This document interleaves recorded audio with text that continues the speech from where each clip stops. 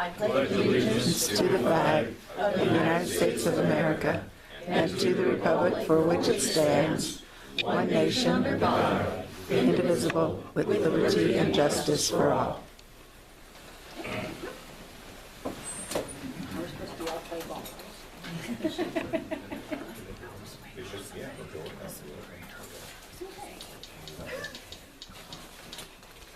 So this is primary public hearing tonight. What we'd like to do is go around on our roll call and ask each of our commissioners to introduce themselves. Because as the public hearing, what we'd really like to do is have a community conversation. And it's easier for you to converse with us if you know who we are. And we'll know who you are when you sign up and begin to address us. So we'll start at the far end over here with Ron, and we have this accidental gender split. We don't usually do this, but especially for work, we have a gender split. So Ron, we'll start with you. Yeah, okay, my name is Ron Bell. I'm a semi-retired attorney, I guess you'd say, adjunct professor up at Peninsula College, and I have lived in Clallam County for about 35 years, and have been involved in some civic community involvement, and thought this would be a good opportunity to contribute to our great community that we have here in Clallam County, and I hope that we can serve out in the honor that this position has. Thank you.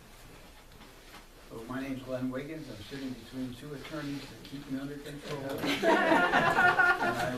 I've been here 55 years in this place, and a lot of it is here in Fortson to the west in the timber business. And so I'm very acquainted with this town and the folks in it. And there's mighty good ones here. Thanks. My name is Ted Miller. I'm currently serving on the Sequim City Council. I spent my career working for the Central Intelligence Agency, and I then became a lawyer, and then decided to just head west, and the Sequim Port Angeles area was the area that I chose to retire in, and I've enjoyed it ever since.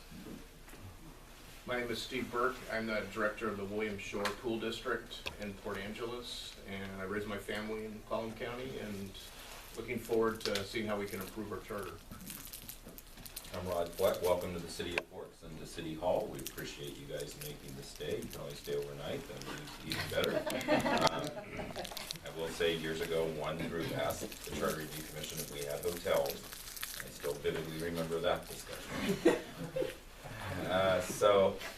But I've been here and worked for almost 21 years and have kids that I may have, if this goes along, I will step out about 10 to 8 and be back about 5 minutes after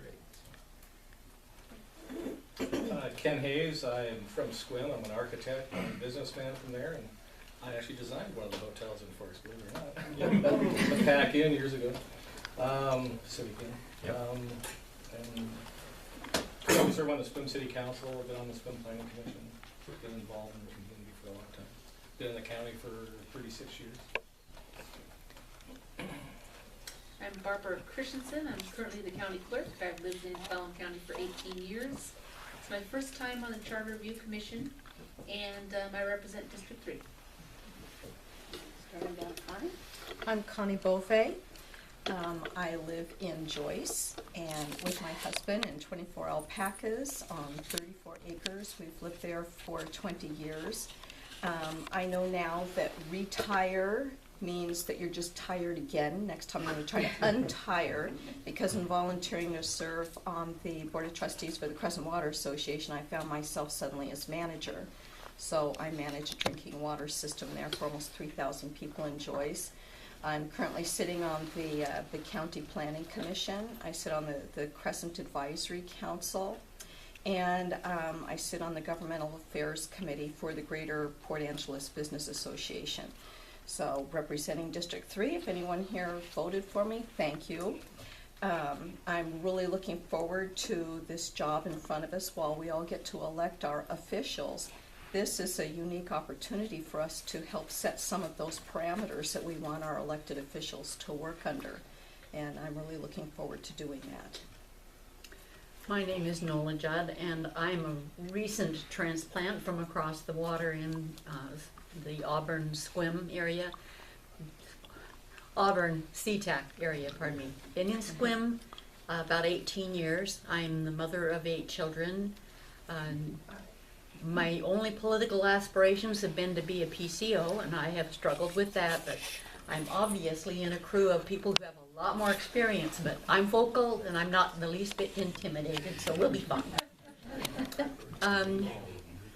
My reason for serving is that I am firmly convinced that there is a lot of truth to the old adage that all it takes for evil to succeed is for good men to do nothing.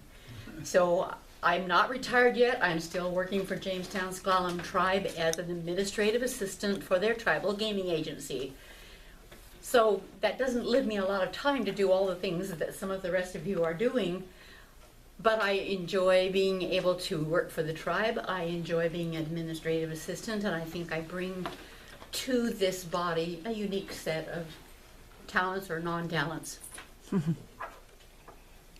Hi, I'm Maggie Roth. I had a business in Port Angeles for 15 years doing duty-free. My husband passed away a year ago. He used to do civil processing and a lot of the foreclosures in this county, which I continue to do.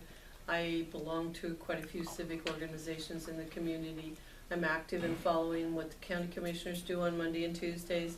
I do go to quite a few of the different organizations that they attend, and just to stay on top of what's happening.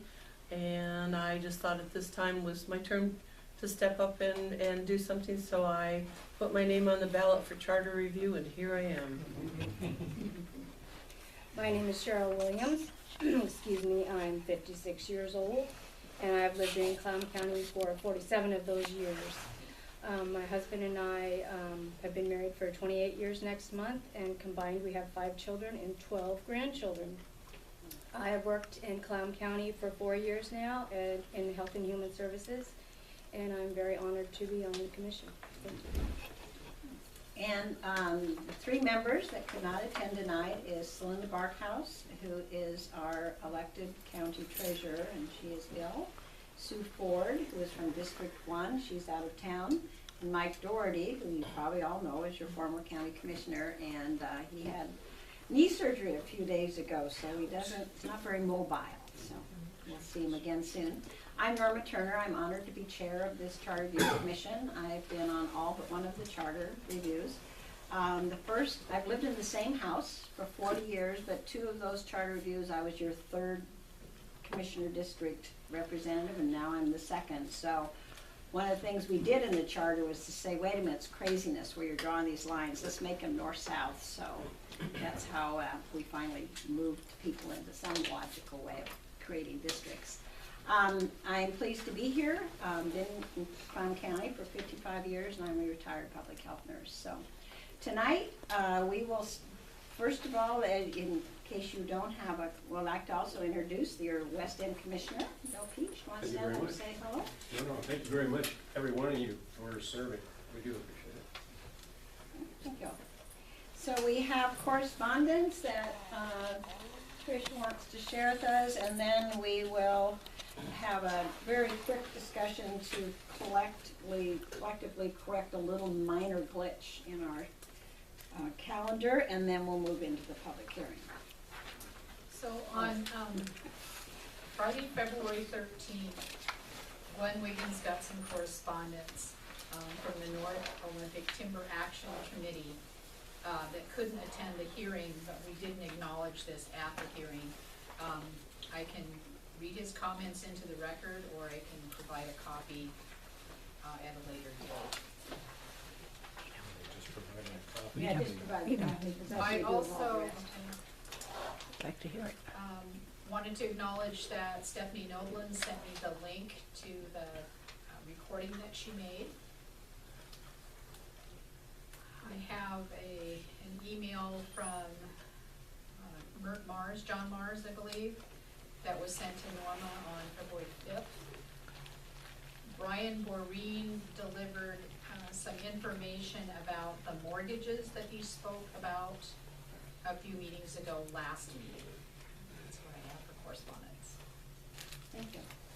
So the one from Mars, did that go to you? looked, you forwarded it to me, it says, Alright. thanks, I'm on my way out of town, Okay. so I will forward this to Trish and ask her to make it part of the record. Okay, I finally did. All right, thank you. Okay, and then the next thing on the, and so Trish has those documents and she'll distribute them before we leave today. The next thing on, Perfect. You'll PDF them to us? I'll make copies in PDF. Thank you. all right, thank you. So the next thing on the agenda is our 2015 schedule correction. And it's a minor one. When we adopted this, it was just sort of a typo. If you look down to May 18th, 18th, June 1, June 15, and June 29, each one of those is listed as a public hearing. Obviously, we're only going to have 3 public hearings. So the May 18th is actually not a public hearing. It is a general routine meeting. So if anyone would kindly like to move to make that minor correction, then it's the only change that we will make in So our. moved. Second. Okay. Moved by Ken, seconded by Rod. Is it, excuse me, a clarification, is it all 3 of those dates in a row there? What are regular? No, the May, what we're doing is changing May 18th to a general meeting. And then the public hearing are all the same. Those are the second round of public That's the second round of public hearings. Ron? Just, I go ahead, discussion. I see March 11th, that's our next official meeting. Right. That's not the first Monday, I think, because Tuesday is the 10th, March 10th, and so it'll be Wednesday, so it's been changed then for that. We have the 2nd and the 11th. Yeah, the 11th, I caught that too. I looked at that myself and wondered why we did that, but we must have done it for some reason. What was our reason? I think it was to accommodate Sequim. Yes, we shifted them around so that the Oh, so we have majority 2 of the meetings. Sequim people could attend. On the second, Sequim that's the second. cities, No, that's the March That's 2nd. a March March 11 is a general meeting where we are going to meet and hear from county But officials. that was originally the Sequim, Yeah. Right. public hearing date. All right. I will just note, I may not be able to make the 11th. Okay. Well, if you want to withdraw your motion, we'll go back into it. No, that's fine. No, I think it's fine to make that. I'm just pointing, we're in discussion, so I'm pointing out as an FYI in advance. I may not make the 11th, but that's fine. I think, we have to have the meeting dates. We know what they are. If one of us can't make a meeting, we can't make a meeting. Okay, I frankly do not recall why we. I think we want to make sure we still had 2 working meetings in Yes, March. right, but I don't recall why we didn't have that on the 9th, which is a Monday. So Council, if- city councils. All right, so if Yeah, we're this is all coming back to me. Okay. Wednesday was the better option that week. Okay, I know there was a big discussion around all these dates, and we finally came up with ones that most everybody could come to. So is everyone still comfortable with that, the schedule as you see it, March 11? And it says county officials, basically that means that's a general meeting. And then April 6th is a general meeting, April 3rd is a general meeting, May 4 is a general meeting, May 15th is a general meeting. We then go. 18th, sorry. May 18th is a general meeting, and then it's followed by 3 public hearings, which is our second round of public hearings that we go out to with specific language for people to respond to. And then we come back, and July 6th, July 20, and August 3 are all general regular meetings. Is that all clear? Yes. Okay. So the motion as we have it on the floor is that to change May 18th from a public hearing to a general meeting. Any further discussion? Hearing none, those in favor? Aye. And opposed? Okay, so now we have an official calendar for the year.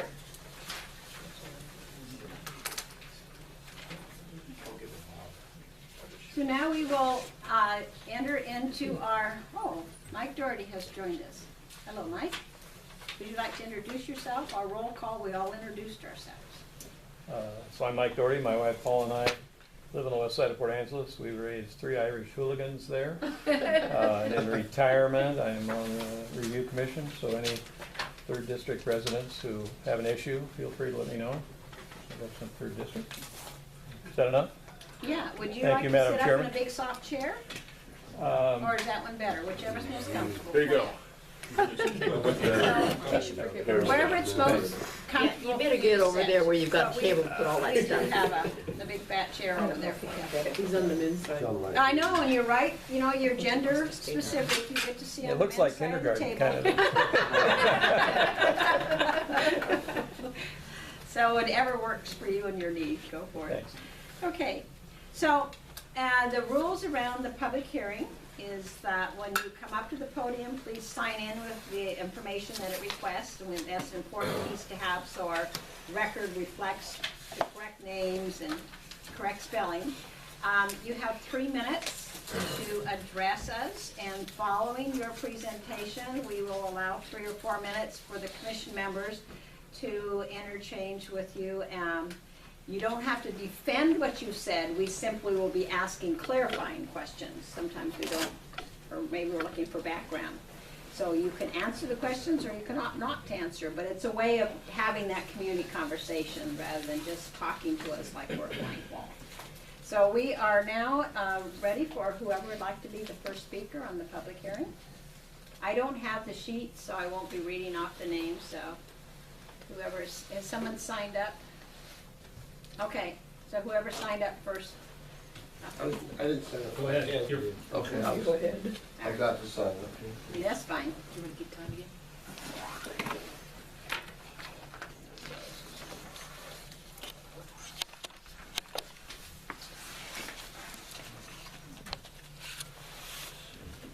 My name is Richard Workman.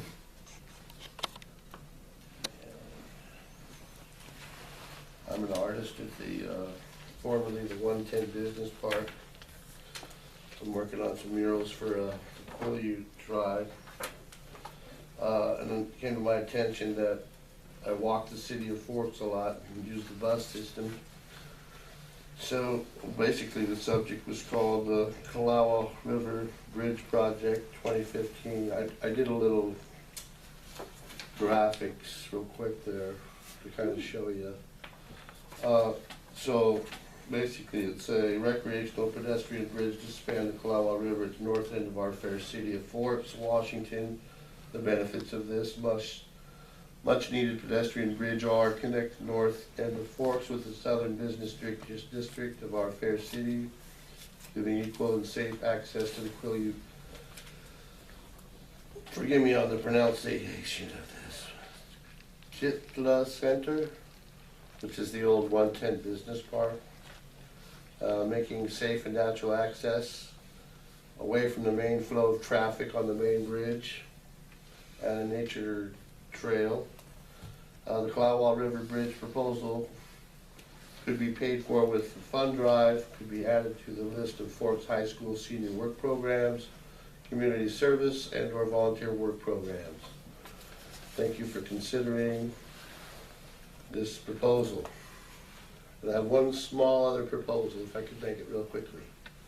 And that would be extended shuttle service to on the Forks shuttle, have it go across the bridge and over to the Chitla Center. I know that pronunciation is wrong, I'll have to work on that. And that would be the 17 shuttle, and I just think this proposal would institute better tourism and easier access to the north end of Forks city limits. I like your drawing, it looks good. Thank you. But actually, we are, as a panel, are charged with looking at the Clallam County Charter, which is sort of our own county constitution as to how government should run. So if you have any ideas or suggestions how you think county government could run better. Oh, I see. I have this wrong. I thought this was for proposals to something else.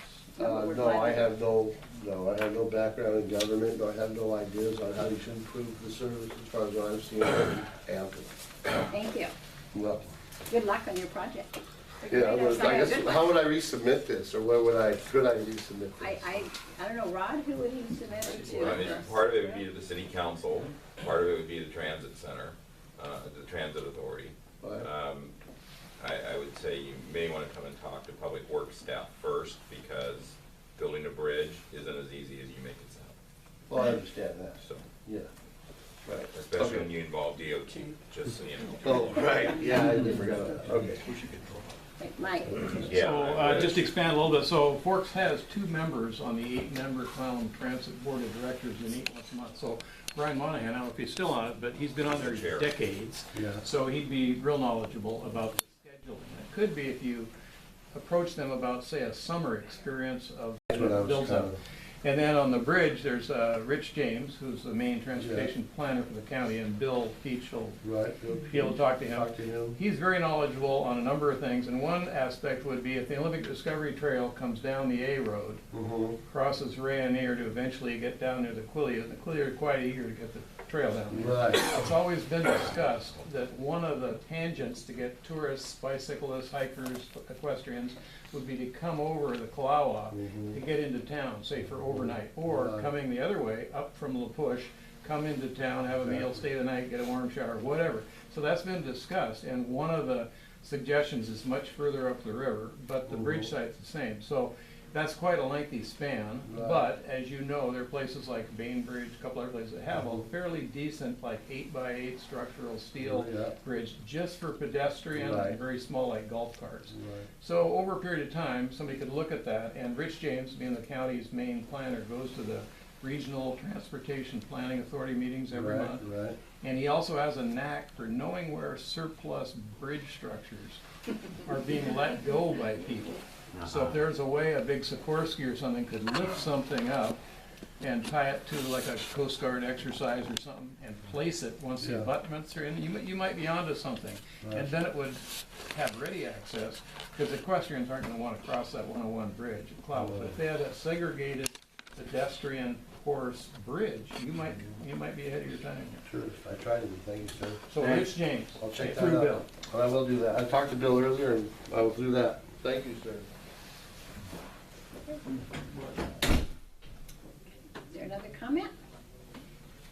I'm already signed up. Ed Bowen, P.O. Box 101, Clallam Bay. I'm kind of confused a little bit on the agenda right now. I thought the board had a topic dealing with subcommittees tonight, so if there's, the one posted on the website shows it.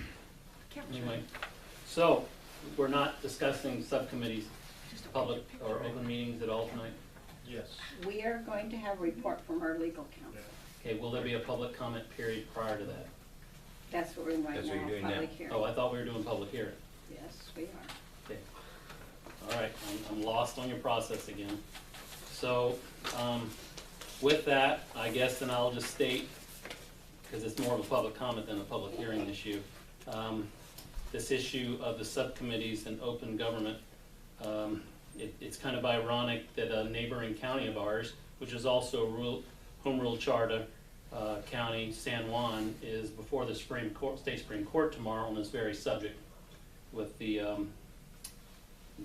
oral testimony being given tomorrow on what is appropriate open government regarding subcommittees. So I will submit this as record that I think, depending on what the group takes out of their meeting tonight on the subject, that whether it's pro or con open government, I think this is yet to be decided by the state Supreme Court. Moving on to what I thought the purpose of the public hearing was, my subject matter I wanted to bring before you to consider tonight for review with the charter is basically how is the charter staying up with the 21st century, and in particular transparency and open government, and or do we call it ethics in government? And so I'd like to propose to the group tonight that you put on your challenge list of consideration, how has government evolved since the last charter review, and there are particular areas such as what's the phrase government to government relations and decisions that are made at government level type discussions. How is that becoming a transparent process to the public? As the state moves forward on these government to government relations, I think the county should stay up to speed on what that means too. In other words, I understand the principle behind government to government relations, but how do you get that back to the public? How do you get that discussion back to the public if those government to government meetings aren't open meetings and directly transparent to the public? Or is there a discussion at government meetings and then this decision comes back to the public? I think this is a challenge I would ask the review process to consider and how our charter would address all of these new styles of operating government, how do we keep the public engaged? And so I would ask that tonight be entered into your consideration list of challenges that I would ask you to try to meet with this review. Thank you. Let me ask a question. Yes, sir. Mr. Bonner, can you give us an example of the kind of government-to-government Probably meeting that you're thinking of? the most prevalent one, especially on the west end here, but it's across everything, at least everything on the west side of the Cascades. I'm sure it happens on the east side. Is county government and tribal government relations. Another good example, and I'm not an authority on this, but there's things like interlocal agreements that several governments get involved and agree to something, and then they move forward. And here on the west end, we have natural resource committees that are made up of these interlocal agreements. And how does that really interact back to the public where those decisions are being made? An elected official is our appointed official to represent us in decision making, but when that gets down to the level of designating a staff member to represent that elected official in those types of functions, sometimes it gets really cloudy to the public on just what is that person's role and who are they responsible to. Are they still responsible ethically to the people of the county to represent their interests? Or are they working for that elected official and they're going to report back to that elected official, and that elected official finally makes the decision? It's really cloudy to the public. And how the public stays engaged in this is getting real difficult in how government has transitioned in its style over, at least since the last review. Sorry, it sounds like you feel like the public, maybe especially out here in the West End, sometimes hears about a process that's gone on that presumably is public and transparent, but it's all, by the time you hear about it, it's all said and done kind of a thing, is that? That's a good summation. Okay. And as you'll notice, probably not as many people here tonight. Why aren't people engaged? This charter is, the whole purpose is to engage the public back into its government. And part of this is probably along the same lines as you're thinking there, that it's already a done deal before the public really gets a chance to sit in on it and be involved and engaged and participate. Ron. You've given an example, or a couple of examples, but what specific means would you say that something can be done to get greater, a specific communication? So let me use the tribal county government as an example, since that's quite prevalent out here on the west end. I truly understand when you have two different sovereignties trying to come to a mutual agreement on how to deal with something, that sometimes the public can actually be a barrier in getting to that ends meet. So I understand, I'm not talking about doing it behind closed doors, but sometimes there's a need for a discussion in a kind of a selective atmosphere so that you really get the true hearts and meaning from both sides out on the table. The key piece here is before that county government makes an agreement or enters into any kind of thing that insinuates to the other party, the tribal government or whatever, that they bring that back to a public process first. Either the county commissioners make this a component of their board meetings or work sessions. You put it out there, because then at least the public is aware that this need is out there and that we attentively are thinking this is the way we ought to solve a particular situation. That gives the public a chance to maybe rebut some conflict that might come up, or it gives the public also a chance to say, wow, now I know what's going on and I understand why we're reaching for that particular direction in a decision we're going to make.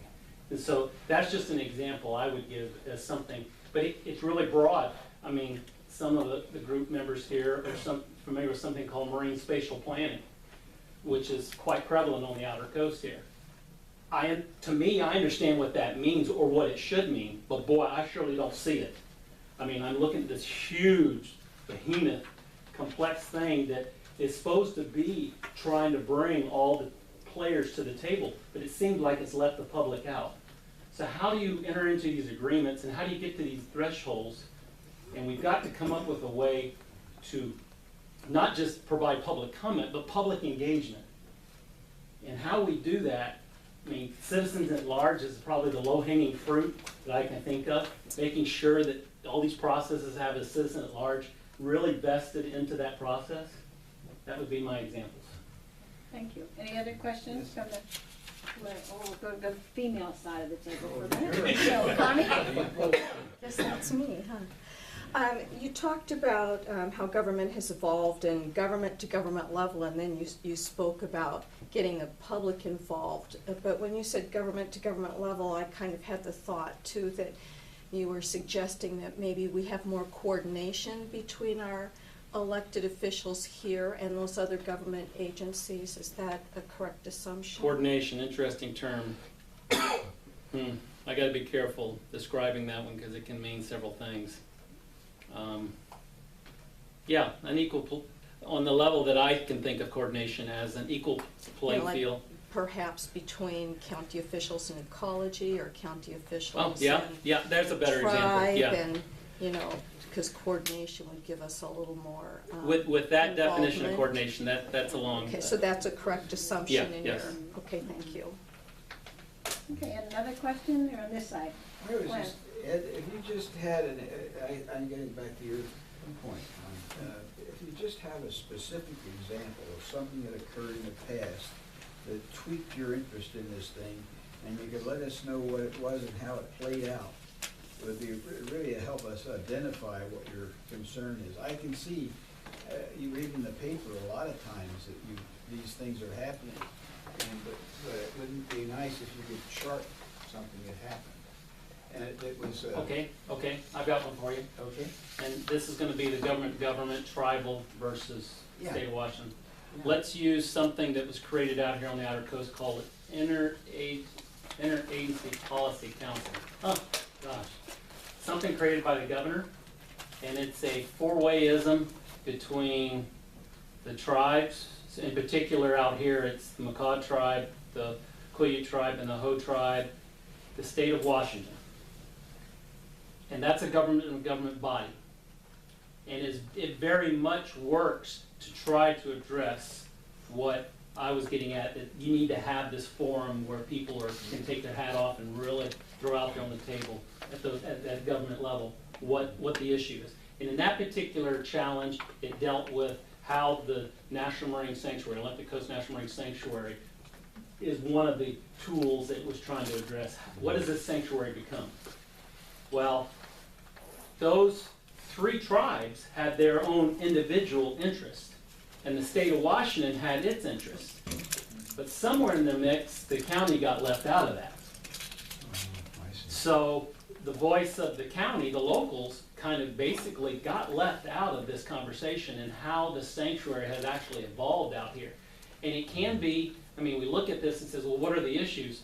Access has always been a big issue out here for people getting access to the sanctuary because of the 73 miles of wilderness. But it goes above and beyond that. Geographic response plans for oil spill response. And where are the priorities for where to respond if there happen to be an oil spill out here? Well, the tribes have their individual selective interest of response. The state of Washington has this broad scope response to geographic oil spill response.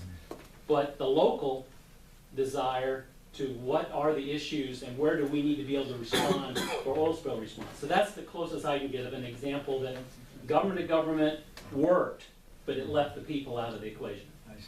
Thank you. Yeah, I think we've used our, unless there's another inquiry here. Thank you. Other folks? Be my guest. Thank you. Unaccustomed as I am to public speaking. Hi, Mike.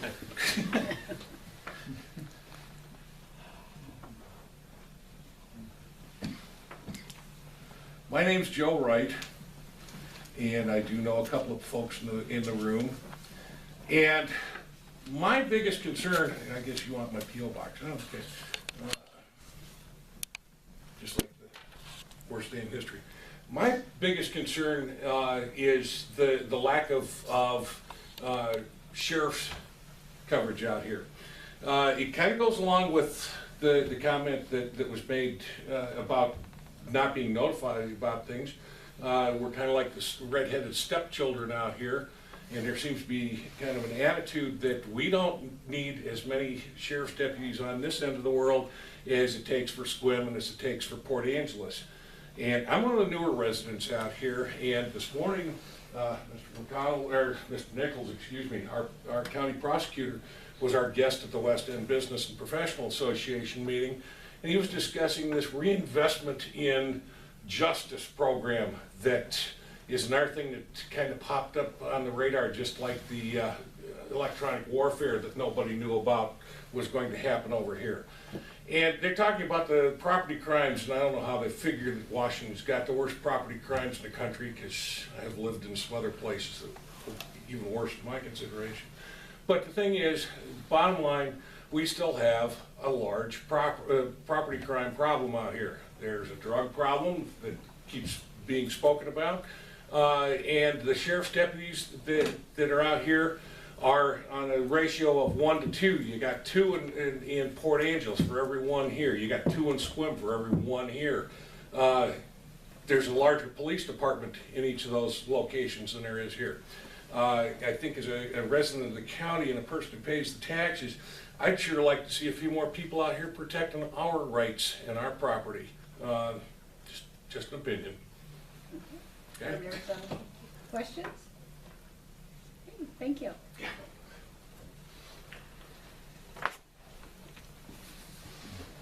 Anyone else wish to speak? No?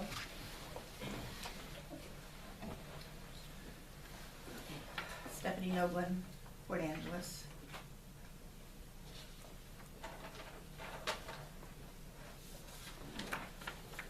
Reading into the records of things. Just following up from the presentation that Alan Anderson made at the public hearing number 1 last week in Port Angeles regarding the establishment of a new charter article called grand jury.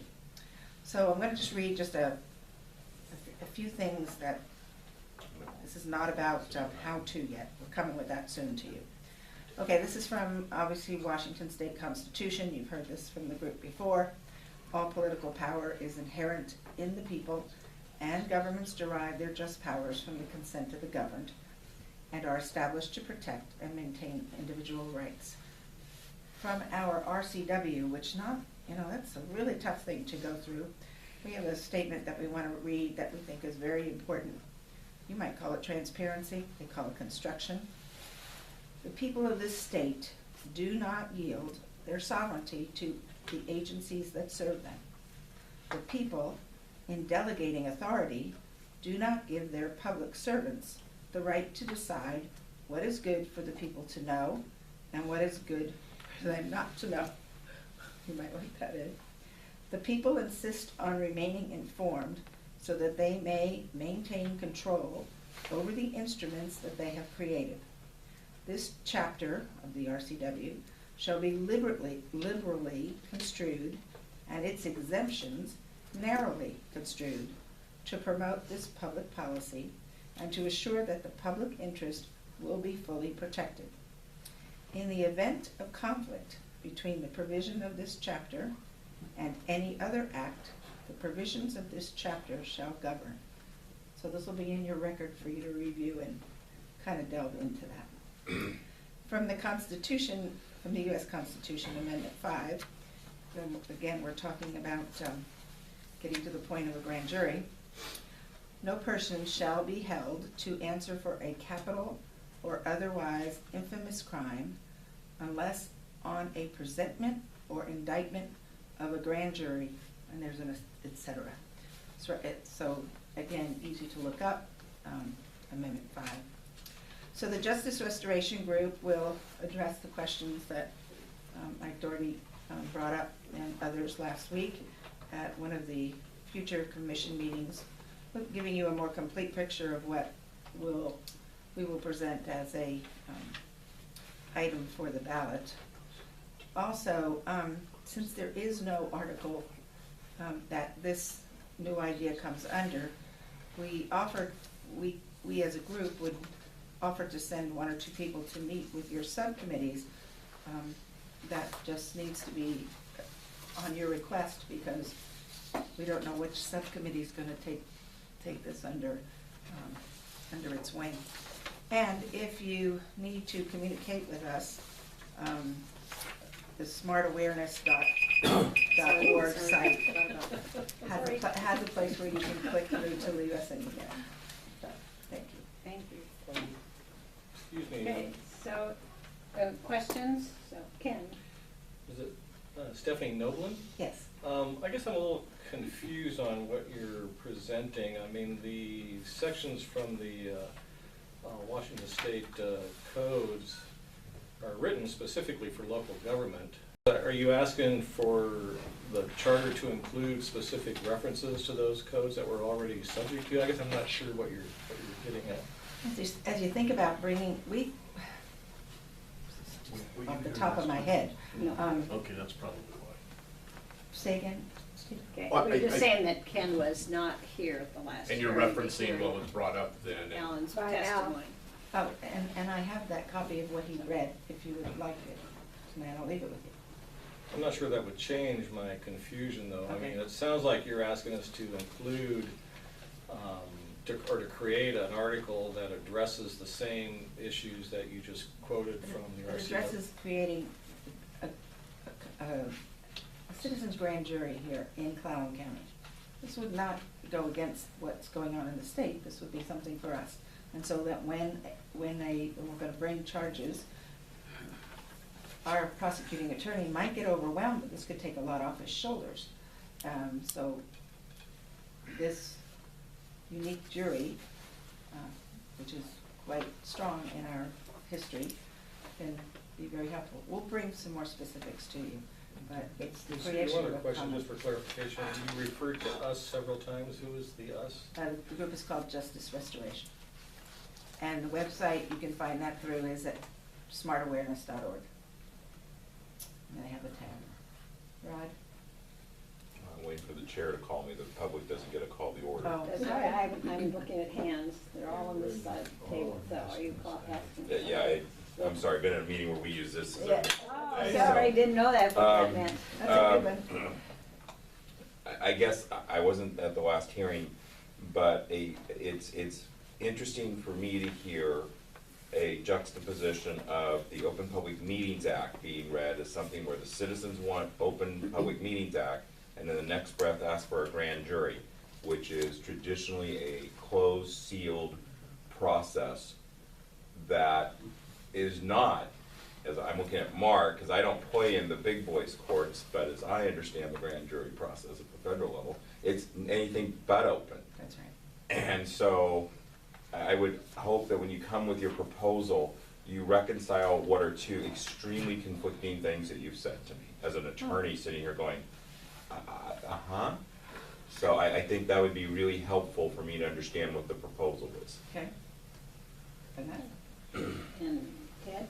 Now, we just wanted to point out, first of all, I agree on the comment that it's conflicting, and we need to get that resolved, but you don't have to go through the subcommittee process. This can go directly to the commission if it's a new article, so just for your information. Thank you. Glenn? Is there another county in this state that has such a grand jury? I honestly don't know. I know that Stevens County is working on one, but I don't know where they are in the process, so they're really working on. And what sort of cases would you be wanting to direct to this, to take the pressure off the prosecutor? Is that Well, there'll be misdemeanor and felony cases. misdemeanor and felony cases? Thank you. And Ron? Yeah, just a little confused. You read said an RCW. Know the number? Yes, the number. The number is 42.56.030. It's called construction. It's the opening of the Public Meetings Act law. Is that what it Yeah. is? Okay. We saw that in our online training. Yes, we did. Whoa. Over and over and over Over and over and over again. Which means you probably finished yours too, I right? finished mine, So yes. Sue, even though you're not here, Norma and I finished. I finished. And Ken finished. We're done. All right, thank you. Territory. Okay, anyone else? She's saying you have a grand jury. So I'll call one more time for anyone who'd like to address us Can we before we revisit? close the public hearing. Can we revisit? Mr. Bowen's asking if he can come up again. Revisit. Why don't we make it through the rest of our agenda? Perfect. And we'll see. Okay. So I will close the public hearing and move to our legal counsel's reports. And so Mark, we wanted, asked if you would address some of the questions that have been sent to you by the commission in the last few meetings. I would be glad to. Thank you, commission members. And so my understanding is that the question, paraphrased slightly, is whether committees of the Charter Review Commission are subject to the mandate of the Open Public Meetings Act. And also the executive committee meetings. Which would be a committee. Fair enough. And I'll note at the outset, it doesn't matter so much for purposes of the discussion whether we moniker a group of people as a committee or a subcommittee or an executive group. It really, the answer to the question is going to be directly dependent upon how that group behaves in the conduct of its affairs. And so I think it's helpful to start by reciting the basic mandate of the Open Public Meetings Act, which reads as follows. And I think all of you have probably read this already in your training, but it never hurts to have a brush-up reminder. All meetings of the governing body of a public agency shall be open and public, and all persons shall be permitted to attend any meeting of the governing body of a public agency, except as otherwise provided in this chapter. And so the Act, the Open Public Meetings Act, applies to meetings of a governing body of a public agency. I think it's also helpful to read the definition for a governing body as set forth in the definitions to the Open Public Meetings Act. A governing body is defined in the Act as follows. Governing body means the multi-member board, commission, committee, council, or other policy or rulemaking body of a public agency, or any committee thereof, when the committee acts on behalf of the governing body, conducts hearings, or takes testimony or public comment. And so what I can say is that in some circumstances, the Act will apply to a committee of a governing body. The analysis necessarily will be case-specific and will need to entail a description of the composition of the committee, that is, the number of people involved, as well as have an explanation as to how they're conducting their affairs on behalf of the commission, as it were. The statute itself provides some guidance. This is from 4230, the Open Public Meetings Act. And so again, if you have a committee that's conducting public hearings itself, that would fall subject to the mandate of the Act, and it would need to notice those meetings in compliance with the same. If you have a committee that is taking testimony, for example, eliciting public testimony in relation to the conduct of the commission, that would trigger that committee's meeting to be subject to the mandate of the Act. It would need to be noticed accordingly. If they're eliciting public comment, similarly, that would trigger application of the Act. The meeting would need to be noticed in compliance with it. Mr. Bowen earlier whispered in my ear that he'd been reading or following the progress of a case that has been moving through the courts. The case is entitled Citizens Alliance for Property Rights Legal Fund versus San Juan County. And for anybody who has an interest in reading it, you can, I think, type into Google that name and the following numerical citation, and you can read the whole opinion. The citation is 181, the letters WN, followed by a period, the letters APP as in appellate, and the number 538. This is a 2014 legal proceeding occurring in San Juan County, and a portion of what's at issue involves discussion of application of the Open Public Meetings Act to committees. And so it is directly on point, I think, to the broad question that's been asked. We have some guidance that's come out of that litigation thus far. And so in addition to the items that are mentioned in the statute, we also know that if a committee is established by the governing body, and that would be the commission as a whole, and is delegated with some of the governing body's authority, it falls subject to the mandate of the Open Public Meetings Act and would need to notice its meetings in compliance with the same. We also know from that case that when a committee exercises actual or de facto decision-making authority for the governing body, that it falls subject to the mandate of the act and we need to comply with its provisions in the conduct of its affairs. And obviously, if there's a committee that includes a majority or more of the governing body, I think it goes without saying that that would itself be subject to the mandate of the act, insofar as it would be capable of reaching consensus, which would certainly constitute action, as that term is defined under the Open Public Meetings Act. You know, having fielded a similar question 8 years ago from the prior Charter Review Commission, and those of you who were on it, I think, may recall this. A similar question was asked, and I think it stemmed from the fact that one or more committees of the commission as a whole were meeting physically in the same place, you know, off campus as it were, for example, in a coffee house, to just roundtable and discuss concepts. And if we use the example of, say, 4 people who comprise a committee that's been established by the commission, and they meet in that fashion. They're not eliciting public comment. They haven't been formally delegated decision-making authority by the commission.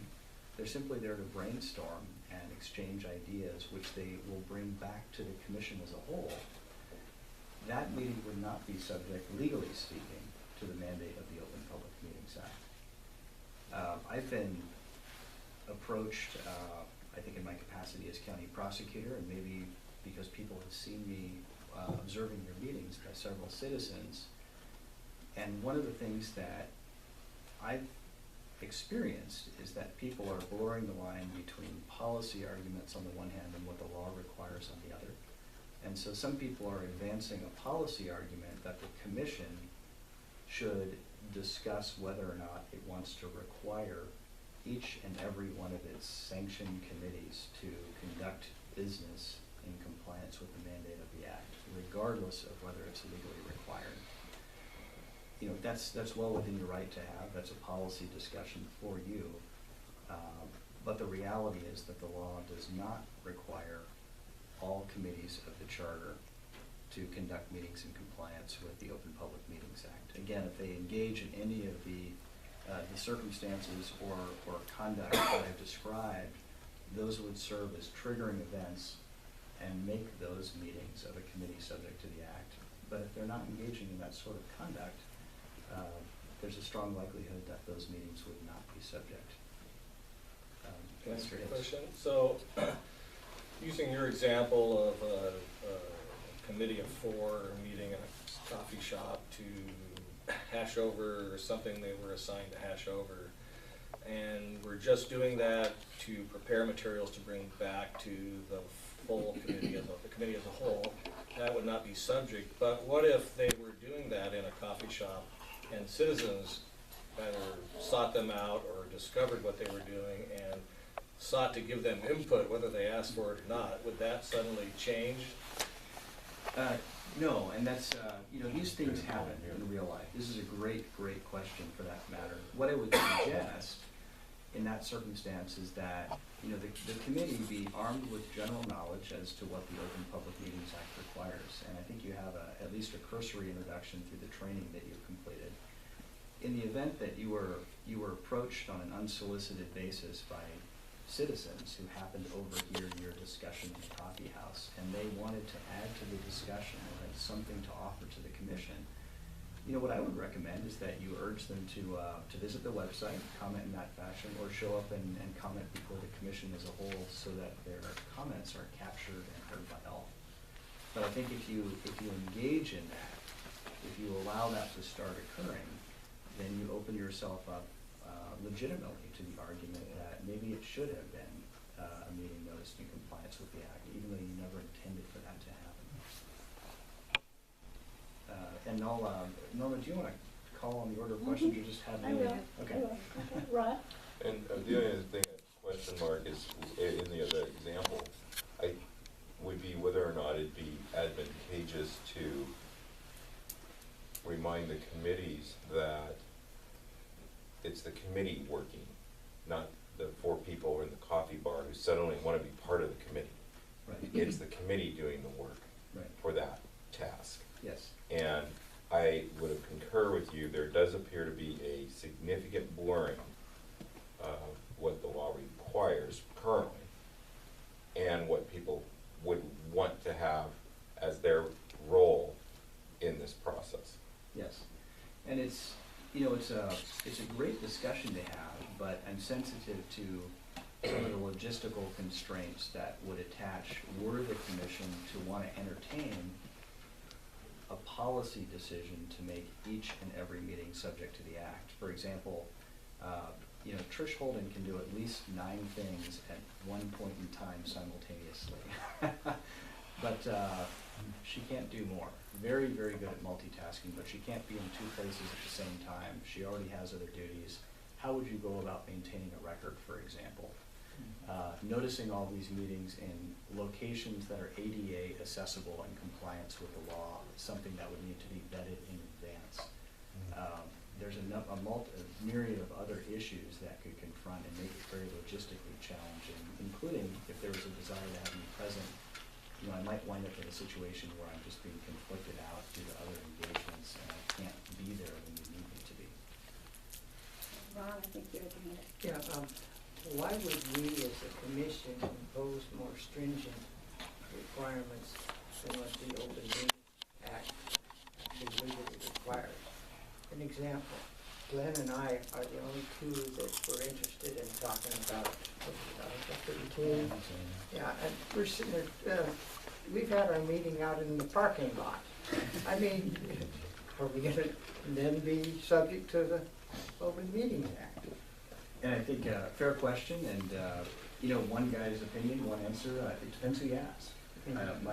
My answer is that there is certainly and I don't think it's specific to the Olympic Peninsula or Clallam County, but the citizenry of our country is very interested in greater and more transparency. And so, you know, some people do have a desire to have the law expand in scope and require more by way of transparency, than currently is required. Again, you know, that's something that the commission to decide to do as a whole. But there are some challenges that accompany that, and so you have a conflict that can occur if you try to honor that level of transparency and trying to balance all the logistical requirements that are going to attach at the same time. You may, with the best of intentions, find yourself in a situation where you're hampering your ability to transact the overall work of the commission. Again, that's a policy decision, so I Use of growing government. I would want to comment that historically, that the subcommittees have been just that. They just meet sort of ad hoc at random and they simply discuss whatever issues. And they actually don't make any real decisions. They may make a recommendation, but they have to bring that back to the whole commission in an open public meeting and discuss why it is they're recommending that, and then the entire body decides whether or not they like the idea. So I think what we could do is just create a format of what are the rules, the do's and the don'ts of committee meetings, rather than going to the extreme of noticing them all, because you're right, there's multiple subcommittees, and there may be multiple times, and I'm not sure that that's a good use of Trish's time, nor, I mean, by the time you put the notice in, you have to then put it in the paper. You may well. Yeah, so you get into real logistical things, because the reality is all of that subcommittee information comes back to the commission in an open public process, and nobody in those committees make any real decisions. They simply make recommendations. So, but I was a little confused. In your presentation, you talked about there could be a committee with the majority of the commission members. So could you So clarify if the commission as a whole were to establish a committee, Mm-hmm. you can call it a subcommittee, you can call it whatever you want, and it's comprised of 8 or more of you, Right. and that group convenes under the Citizens Alliance case at a minimum, and I think for other reasons, there's a very strong argument that that committee would fall subject to the mandate of the Correct. act and need to notice its meetings accordingly. That would make sense. Yeah, because it's capable of reaching consensus and making a decision effectively on behalf of the commission as a whole. And so, that would be my legal comment in response to it. And Norma, one other thing, just for the benefit of the listening audience, your remark was really spot on, because the Open Public Meetings Act has been the source of vibrant litigation over the course of years, and the courts very clearly recognize, I think, the logistical challenge that would attach were every committee meeting to be subject to the act, and so they don't require that. And there's language within opinions that identifies exactly what you've touched on, which is that, so what do you want to call them? We're just meeting informally with the expectation of bringing the ideas back to the commission as a whole. It's understood implicitly that that will necessitate discussion occurring in an open public meeting setting before the commission as a whole, and that cures the transparency issue, at least in the eyes of the courts. So whether the state legislature elects to expand the scope of the Open Public Meetings Act, time will tell. The courts are doing a bit of it through some of their opinion work at this point in time, and it's likely in response to public sentiment. Questions, Nova? Yes, I notice as I look over our subcommittees that we've come up with, we have 4 of them, 2, 4, 6, and 11, that are above that parameter that he's talking about. So I guess my question would be, if we are concerned about not having to go through that logistic nightmare of advertising and everything, if maybe we should see if one or more people from those committees might consider And we dropping had that discussion, and we'll have, the next meeting, we'll have an in-depth discussion, but we were well aware that we should not have a majority on a committee. So we've even talked about, in each section, there are different, in the charters, each section will make up a number, section 3, and we talked about splitting section 3 up into A, B, and C, and That's what happens when you miss one meeting. Okay, so we have had that discussion, and it will be, we'll return to that at the next meeting. Okay, Ron. Well, and I wanted to comment for the public who, Mark talked about the fact that committees are doing and discussing an issue. The committees many times will draft language, bring it back to the main committee. I will give an example of drafting language literally by hand on the floor of someone's duty-free shop at around 12:30 at night, is what I kind of remember, with people over my shoulder saying, no, change that word.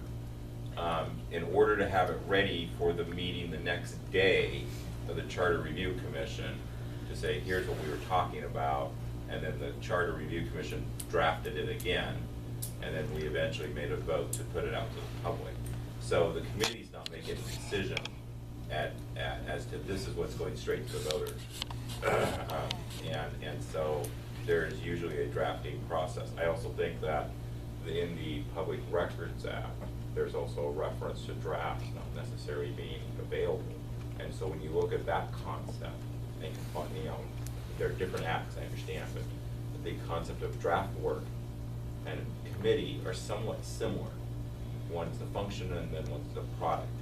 And I think that bolsters that idea that the committees, if they're those smaller committees, are to bring stuff back, then they are exempt from the Open Public Meetings Act. And my comment for that, Rod, would be that I would hope we would encourage committees to bring back to us something more than a broad concept, but rather to bring us language just because it enhances the discussion. I agree. Where you can scratch it all out, or you can add to it, or do what you want, but it does seem to have a more robust discussion if you have language in front of you rather than just some concept. So it will not be unusual for subcommittees to bring back language. It doesn't mean they've made a decision. It's just putting their recommendations and ideas into pretty specific terms. Nora? I guess my concern would be that if we come with something that's already pretty well formed, presented to the whole, I've seen situations where they just rubber stamp it and move on because they figure the other person's done. So as a board, we need to be careful we don't fall into that trap. Actually, I've not been on a commission that's rubber stamped. Oh, you haven't lived. I think she meant Charter Review Commission. On Charter Review Commission. No, On Charter Review Commission, I have never No. been on a Charter Review Commission as rubber stamped a concept. Rather the contrary, we spend a lot of time fussing and changing. So, Ken? Yeah, I guess First off, I wasn't aware we actually had formed any committees yet. I didn't think this was committee forming. This was isolating articles that we had broad consensus that we needed to look at changes or revisions. And then second, I guess my understanding from the beginning as far as subcommittee work was for the express. Well, let me start over. First off, I mean, if there's a lot of drafting to be done on article section revisions to be brought to the public for a vote, that's a lot of work. I mean, it's hard for me to imagine 15 of us getting that done, you know, easily together. So I've always sort of assumed the committee work was to take already agreed upon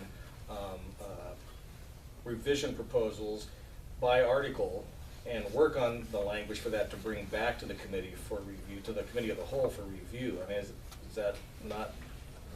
Well, historically, basically, if there's people, I'll just make up a number again, if somebody's interested in Article 5, then if there's 4 or 5 people that have some ideas and concerns on Article 5, they meet together and they share what their concerns are, which may be 5 different ideas, or there may be 2 ideas, and you discuss that and hopefully do a little homework and find out what's done somewhere else. And then that committee could come back with 3 suggestions to change Article 5 or 6. So that would be their job as a subcommittee, is to do their homework, have that discussion, and can come back with as many recommendations you want, and then the whole commission hammers through, and they may or may not like the idea. They may not like the language, and they may modify the language before they even vote on it. But the subcommittees are the way of kind of, yeah, they're the workhorse of, because you can't, as Commission of 5, you know, deal with all the articles in any kind of in-depth. So that's how you get an in-depth discussion. And we haven't assigned committees yet. No, we've just said that those that had less than a quorum, if they wanted to consider putting together a committee, they could do that. But those that had more than a quorum, we were going to have a substantive discussion about that, which will happen at our next meeting. Harry, the parking lot committee's already met. So. Yeah, I guess so. I guess I thought we would send a committee off to work on whatever they're going to work on, with at least a little bit of understanding of what their issues and concerns are. But what you're telling me is we would just send this committee off to work over an article and come back with things that they think are issues or need revision or corrections or additions or deletions, and then share that with the committee of the whole.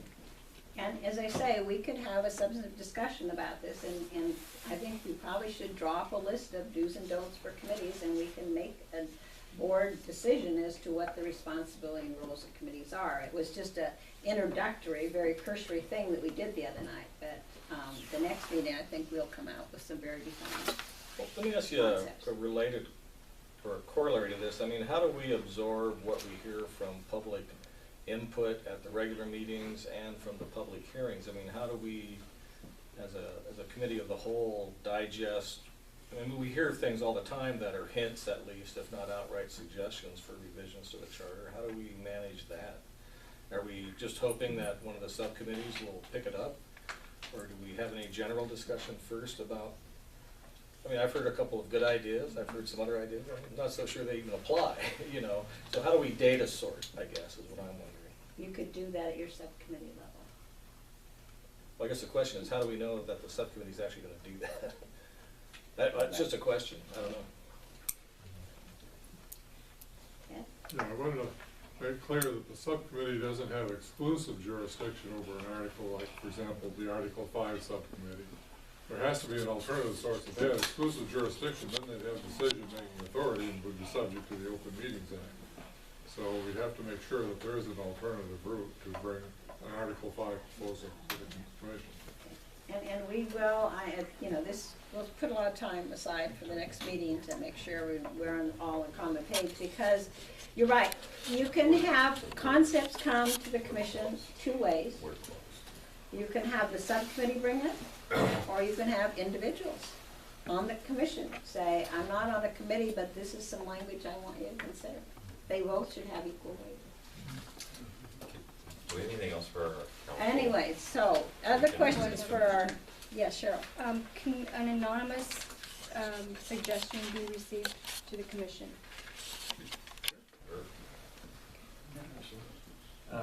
Just a couple, number one, an offer, if it would be of any assistance to the commission, I would be glad to put together a list of triggering events, things that you don't want to have happen in a committee setting, because it would need to be understood that if they did, you would be having a meeting that would need to be subject to the amendment of the act. And that's fairly easy to do, so I can start on that and provide it to the commission for discussion at the next meeting. The other thing that I've seen by way of featuring county government that may be helpful, just listening to the discussion here tonight, is that the county government has a number of advisory committees and such. And I think frankly, Commissioner Doherty was instrumental in having some of those advisory committees come and report on their progress.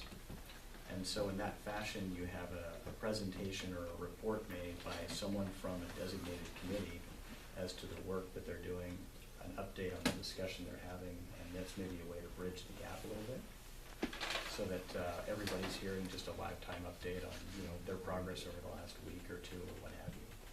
But it's a non-mandatory requirement, but I think it's really it's in concert with the spirit and intent of the Open Public Meetings Act. I'm sorry. It seems appropriate to me that as we get public input, written or verbal, that someone assign the article number that it refers to. That way it doesn't get lost. That's a concern I've had. The other thing too, we keep talking about bringing this up at the next meeting. Are we talking about the general meeting, not the next public hearing, right? Well, we can decide that. Do you want this What to did follow? your agenda say? We haven't created an agenda for the public hearing next week yet. Okay. The March 2nd. Would you like that to be part of the March 2nd, or would you like to wait until the general meeting? I'd like to wait till the general meeting. I'd like to wait. Okay, so when I'm looking, you are saying you would like this discussion on March 11th? Yes. Right. Yes. That way you Well, have all but your that's, public we've got hearings. county officials coming that day too. Well, but we have, remember when we scheduled the county officials, we only gave them the first 90 minutes. Right. So make Okay. sure we had 90 minutes. Okay. We're protective of our time. Thank you. So we should put half county officials, half the meeting is county officials, the other half is general discussion. Well, I know I submitted some stuff from a grassroots organization. I'm thinking I should go through there and find out which paragraph those apply to so that I can pass that on to the rest of you. Well, that's one of the reasons why we gave you this as a cheat sheet. When you listen to public comment and they make something, then you can kind of decide for yourself, or if they want to tell you what article they think their comments are appropriate for. Other comments? This isn't for our attorney, but just to clarify what Ken was saying is then it would be good for us to recommend to the public, if they have an idea, to kind of find a commissioner that can champion that maybe, because that's the only way it kind of gets into a subcommittee and gets dealt with, is if one of the commissioners decides to look at it. Nothing gets looked at outside of that. We Is can that- do am- that. am Well, I- there's a variety of ways of giving input, and that would be one way. Okay. So this is a discussion we're gonna have at the next regular meeting, right? How At to the next proceed. regular meeting, we'll be very intentional about this committee responsibilities and setting them up, and rules, do's and don'ts, and expectations. Okay. Okay, other questions for Mark? Just to make it clear that we would indeed like to have that list from Mark. Yeah, so I'll work on putting that together, and then if it's all right, I can send it to Trish for dissemination to the full commission, so everybody has that and they can start looking at it, thinking about it, and maybe that's a great way to flesh out some discussion points for the next meeting. So if you suddenly realize that you inadvertently had a public meeting as a committee, and you just come clean at the next regular public meeting, and you absolve of all litigation risk.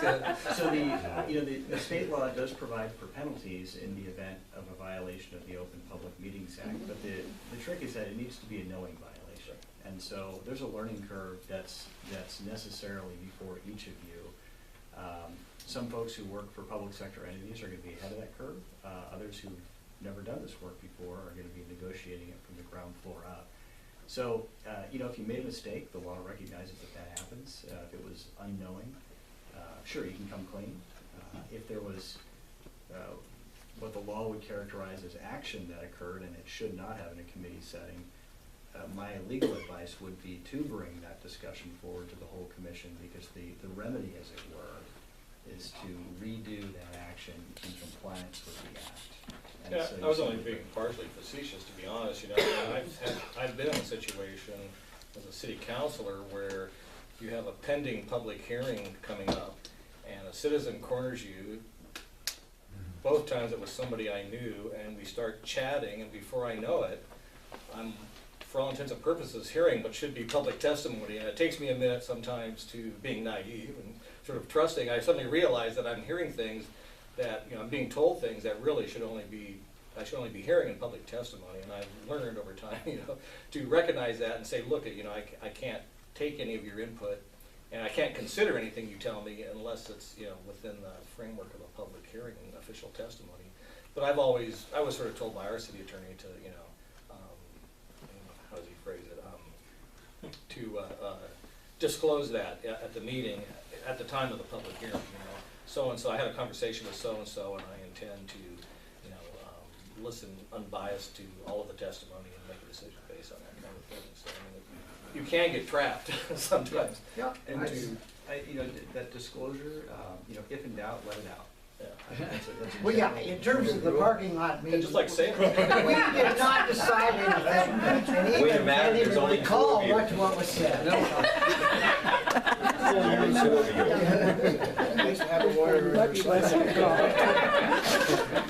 Are there any other questions or concerns to Mark? Has Mark answered all our questions? Thank you very When much. would you have that done by? That would be, because I that can do a quick list, and I can get it to Trish tomorrow. She to disseminate, and that can maybe help start the creative process on developing questions for when the commission revisits this. Yeah, that'd be helpful. Okay, I'll do that. Thank you. Thank you, Mark. Okay. And for the commission, what I will plan to do is, in preparation for that meeting of March 11th, I will meet with the executive committee, and Sue is out of town. When she comes back, the three of us will meet and begin to brainstorm about how to set up some rules around committees, and we're open. If you have comments you want us to consider, to send them. I won't respond back, because I'm not supposed to, but you can send me your thoughts. I just can't react to them. So if you'll send me your thoughts about how committees should or shouldn't work, I will take all those and put them together, and when we have our executive committee meeting, we'll hopefully come to you with a draft document on March 11th. Okay. So the next item on the agenda is good of the order, which means you can, if there's any points that you want further clarification on about anything, this is the good of the order time. Yes, sir. So one of the other procedural points we talked about in two meetings was maybe having a handout of a form, and it was referenced tonight. So if you had a concept you'd like the commission to consider, jot it out best you can and where it might fit certain articles, but then have the pros and cons as best you know them. If you have a professional journal article, maybe cite that. If you have, like tonight, somebody asked, is there another county that has an ordinance that implements this? Cite that. So we would have maybe a handout by the 11th of just a simple form like that. I think we discussed it when the grand jury issue came up first. So if we could just have a simple, it'd be a way to standardize information coming to the committee. Okay. So is this a form we would have for the public to fill out when they come to give their comments, or is this I for thought us we to had fill generally agreed that would be a good thing, and we just have a handout. So we'd say, great, good idea, here's a form we're trying to use to standardize information coming to us and get the best information you have, since you're an advocate, and to standardize information going to the prosecutor, or Trish, or whoever, Okay, so you'd like us to work on that? if that's still the agreement of the group. Could you send me an committee. email reminding me to the executive committee to work on that? Great. Thank you. Anything else for the good of the order? I have one other quick thing. Yes, So, American government, I used to teach this. So when Ed brought up this multi-jurisdictional governmental regional agencies, political scientists have begun to look at this more and more. And the thing I used to use in teaching it was to have a basic tic-tac-toe type organization. And across the top would be executive, legislative, judicial, and then down the side would be federal, state, and local. And you can pick hypotheticals in any of those boxes that get you into this quagmire. And Rod, Ted, some people who've been around local government know there's this growing area down in, say, this area where things like the Olympic Regional Area Agency on Aging, Olympic Air Control Pollution Authority, ORCA, they have agency representatives. So Clallam County, 5 or 6 others sit on ORCA in 3 or 4 cities. Only one member goes and one member votes for some pretty big budgets, tax assessments based on population, various things on various boards. So this is a growing area of American government. And for like the federal government, state government, they love that because they can consolidate their administration. They can encourage regional collaboration on things. So it's a trend that strings tied to the grants. So that's one issue. The other one with federal, it's basically up in this area, but because of the constitutional framework of the United States, it's pretty much exempt from moving down this way. And the IPC was really a way to try to honor treaty tribes that have certain legal rights, even above most constitutional protections, but still allow things like a governmental agency, the sanctuary, local governments through the Sanctuary Advisory Board to at least have a role for communication. But it is kind of new ground. And so how do citizens back home understand how their representatives on city councils, county commissions, what are they up to? And so one of the ways the Board of Commissioners in Clallam have tried to do it was that on normal days when the board looked over its calendar, and there's a printed calendar that Trish produces, it says which board members are going to which multi-jurisdictional agency meetings that month. And then typically a week or 2 later, that board member would report in the commissioner report section, if they still do that on the agenda, that they attended ORCA, attended Olympic Area on Aging, whatever. And Trish usually does a great job of noting that in the minutes. And if there's a major item, then the duty was on the board member to kind of report out to the 2 fellow commissioners and the administrator, any public that wanted to know just what actions were coming up, like if adopting a budget with a new assessment, or something that was structurally adding a lot of employees or something, some big item.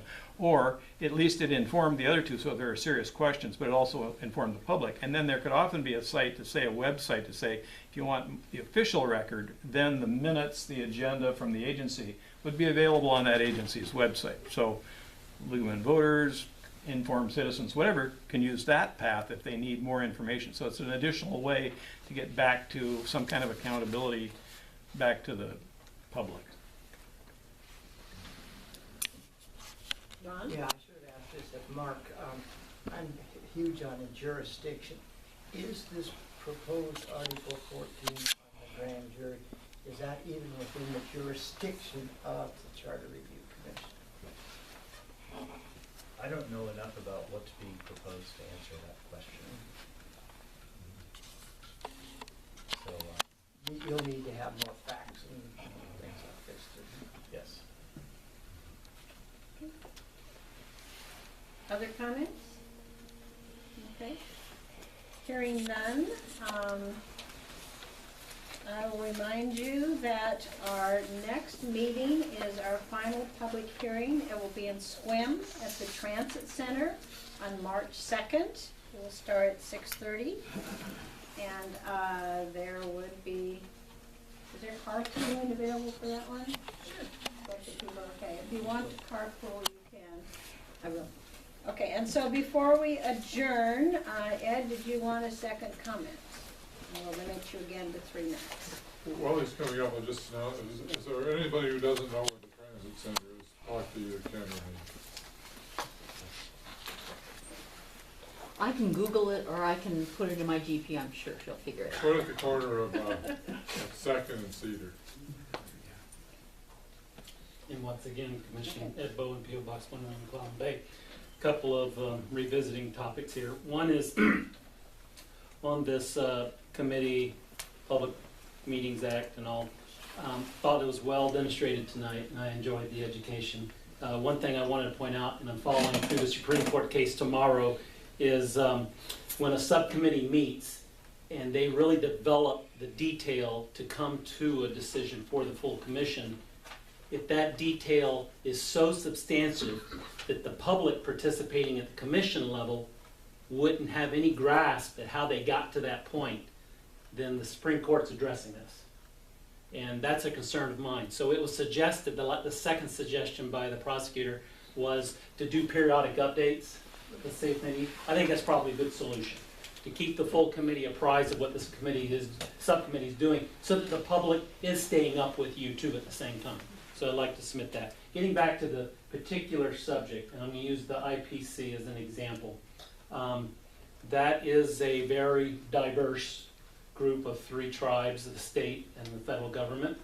And in order for the public to be involved in however that group works, one has to make a public records request. Now, we talked tonight about how logistically difficult it gets for this committee to post to the public to act. Think about how extensive and detailed it is, and difficult for a member of the public to understand what's going on with a group like the IPC. Whenever requests that we want to learn about, we have to go make a public records request, and we don't even know what we're asking for. So I put this out there, and it gets to I appreciate your comments on this. This is something really new to the public, how government is evolving. And that's what I'm asking of the commission. I'm not trying to pick on the IPC. I'm not picking on government to government involving tribe. I'm just saying it's a concept that's difficult for the public to participate in. And I'm asking if there's some mechanism we can get to within the review commission process to where we can maybe address that. I think the citizens of this county would appreciate it. Thank you. Thank you. Okay. Can I ask one question? What is that case, the name of the case? I'm going to leave it. I was going to give it to Trish, but Isn't that the number that Mark gave us? Yes. Yeah, Oh, it's okay, that's the same It's case. the same one. I'll just leave that. Thank you. Okay. Okay. Is there any further comments before we adjourn? Just thanks everybody for coming out. Yep. Stalwart. And we invite you to come visit us anytime. Our routine meetings are usually the first and the third Monday, but if you want to know for sure when we're meeting, you go on the website and the whole calendar will be on there. And I think there's a few calendars out there, aren't there? Okay. We didn't print up a lot because we had that little glitch to fix, but now that it's fixed, we can print up our schedule. But anyway. The public has access to all of the commission members and their contact info also. All on the website. On the website, so if you have any comments or questions, Yeah. keep those letters Yeah. rolling in. Okay, thank you.